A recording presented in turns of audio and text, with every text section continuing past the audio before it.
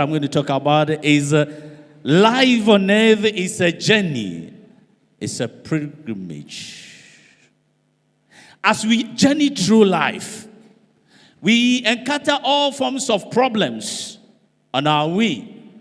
All kinds of problems. We all encounter. Some of the problems make us to lose our perspective, our direction in life.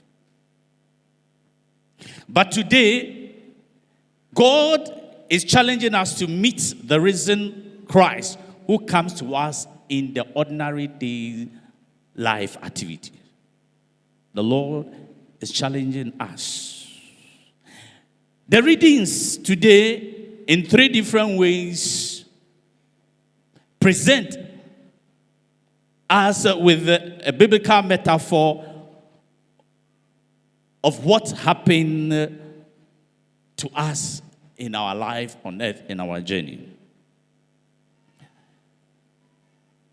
The first one, the psalmist explains that God is faithful, that if we stay close to him, he will safely show us the path to life, abundant joy in God's presence, the delight at his right hand forever. That's what the psalmist says. Then the second reading, Peter tells his audience that if they conduct themselves in reverence during their time on this earth, during their journey on this earth, the Lord will lead them home. That the Lord will lead them home. That we are pilgrims and we are heading towards heaven, where our God is. Then the gospel passage we heard this morning, some authors say it is a parable of life challenges in our journey. It's a parable. The story in the gospel today reflects certain situations, certain life challenges that meet all of us. What we encounter in daily life. It's a journey. They were going to Emmaus. Up to today, biblical scholars cannot identify exactly where that Emmaus is. Exactly where that Emmaus is.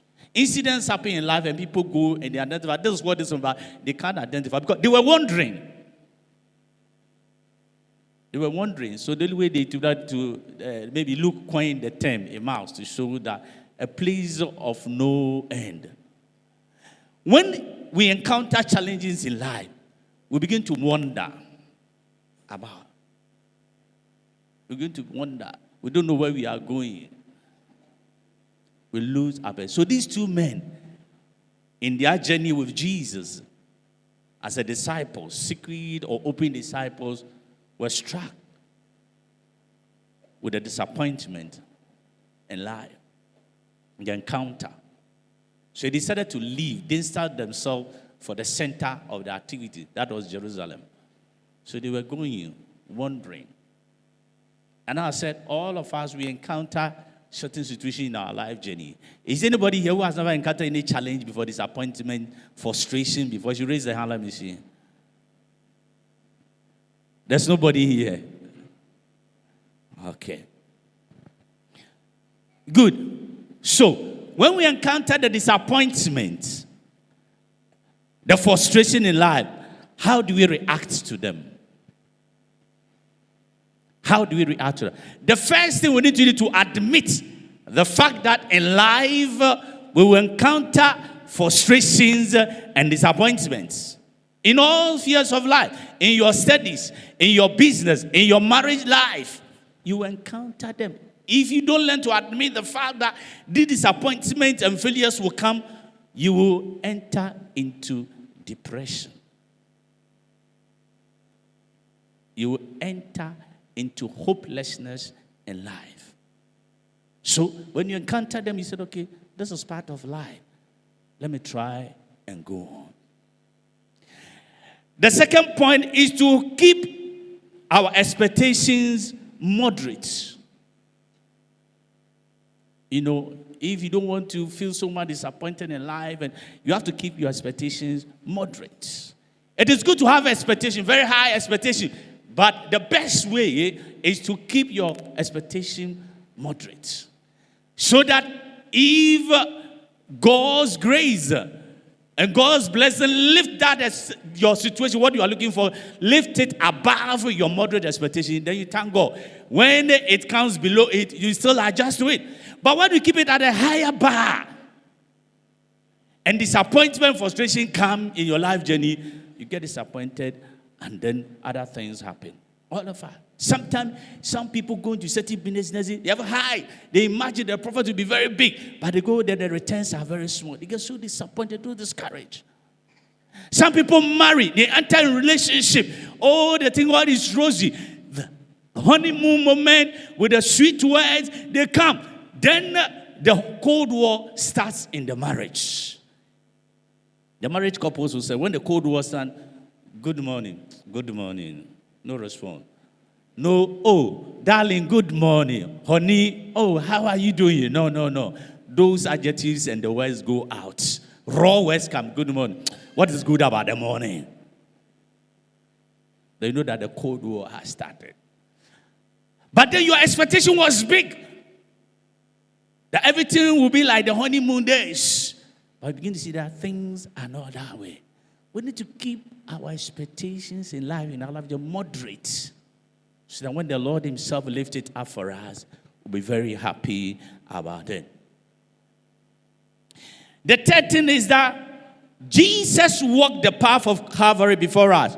We can follow his footsteps. In life, we will meet, as I said, challenges, like the two men will meet challenges.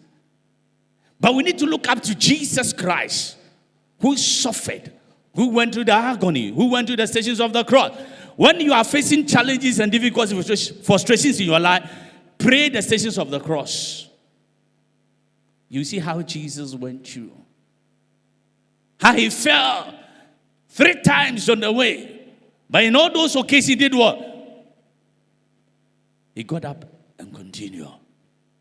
So when you're finding challenges in your life journeys, just look at that. Because Jesus had walked that path that you are walking now. And he will give you the courage, he will give you the strength and the hope to go on. Amen. The fourth one is that we need to believe that God can bring good even out of the greatest evil, just as he brought salvation and resurrection out of the horrible failure of the crucifixion. We need to have hope, believe that God can bring good out of what? The evil. Good Friday, I told you that people did not hope. People gave up. But we need to believe that in this, God will bring some hope. It's only that you will be sailing above the waters. If not so, the waves, the high tides will blow you and everywhere. But you need to believe and trust. The fifth thing is to remain in the community, remain in the family. You know, the 2 men on the road to Emmaus, they left the community, they left Jerusalem. They were all having problems. They left. When we have problems, when we have challenges, we need to stay in our families. We need to stay in the Christian faith. There, the people will support us. They will encourage us. These 2 people, they left the community. But then they said what? They returned. And when they returned, they heard that the Lord was risen. And others have heard the story. They left. They didn't remain. When people have problems, they leave families. People leave communities. Small problem, people leave the church. And they roam. Oh, we don't believe it. I've come to church, I have prayed. Then they roam, they'll go. All the churches. There are some people sitting in this church, in this congregation, as I'm speaking. You know yourself. You've left this church and gone now. You still go. Some of you are doing mixed religion, mixed worship.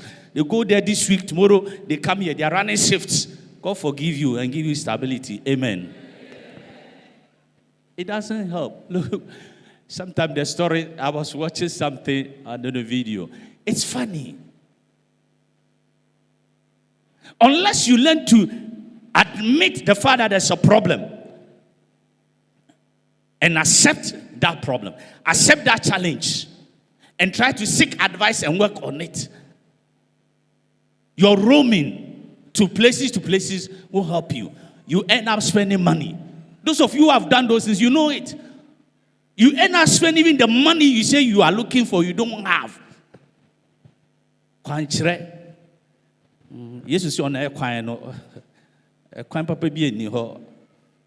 What begs we than to come to the Lord? Remain in that group and pray. Remain in that group and say what is wrong. Remain in the church. I'm not advocating that people in church. It is salvation is personal, but I have to encourage you.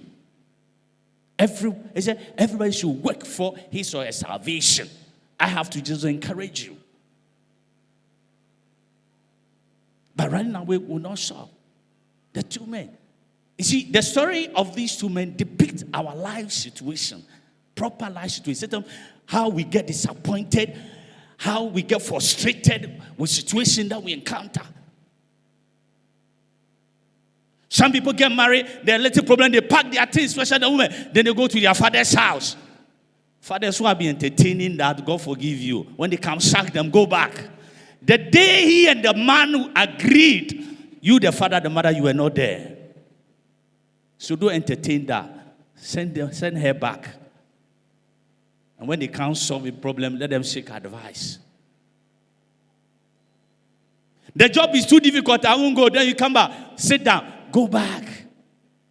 Saint Irenaeus will say, the Lord did not bring us this earth for us to live in paradise. He brought us on this earth to make us human beings. That's what one saint said, Saint Irenaeus. As I said, the two people, they are expecting. You heard them say, he said, we had hope. They had hope that the suffering they were undergoing, Christ will come and political power. You come and throw away the Romans and establish the power. He said they had hope. When you go home, read, he said they had hope, we had hope. But that hope was dashed by the death of Jesus Christ. So their mind and everything was engulfed in the failure. So that Jesus even was there talking with them. Their eyes were not open. When we are engulfed in our problems, our difficulty, we're trying to forget about God. That is when people deceive us. Said their faces were cast down. We were talking about their death. While Jesus was risen. Some of us, Jesus has risen in our problem and our situation. But we are still living in the problem. Some people are not sure. Solutions are coming, but they are scared. They are still thinking about the past. May the Lord liberate you from that spirit. May He set you off from that spirit. May He open your mind to see the Lord's presence in your life. In conclusion, my brothers and sisters, we don't always have to understand why God permits certain hardships and sufferings in our life journey. Because at the end of every challenge situation, He will never let us down. Whatever challenge you are going through, the Lord will never let you down. But He has permitted it to come. At the end, you will not do all. He will not let you down. We just have to do all. Keep walking by the side of Jesus. We have to do all. Keep walking by the side of Jesus with our eyes focused on Him. And walking by His side is not complicated. It means three things. Walking by the side of Jesus means three things. One, it means an ongoing effort to grow in our prayer and sacramental life. To try to grow in your prayer and sacramental life. Praying, go to confession, participate in the sacraments. Two, it means an ongoing effort to understand and follow church teachings, both about faith and about moral issues. Keep, growing and listen to church teachings and instructions. And third, it means an ongoing effort to be like Christ in our lives, in excellence of our work, in character, in self-sacrificing, and everything. That's what it means, walking by Christ. This shows how we walk close to Christ along the path of our pilgrimage. Following His lead. He will lead us to our eternal home. In this Mass, my brothers and sisters, as we receive the body and blood of Christ, let us thank the Lord for the great gift of his friendship. Let us thank the Lord for his promise that he will never leave us alone. He will never let us walk alone. God will never leave you. Just trust him. May the Lord give us hope. May the Lord take us from our Emmaus road and redirect us to Jerusalem, where we'll meet him and have his joy. Some of us are still walking to Emmaus. I pray that this week the Lord will change the direction from your Emmaus road to your Jerusalem, where you meet the grace of God and his blessings. Amen.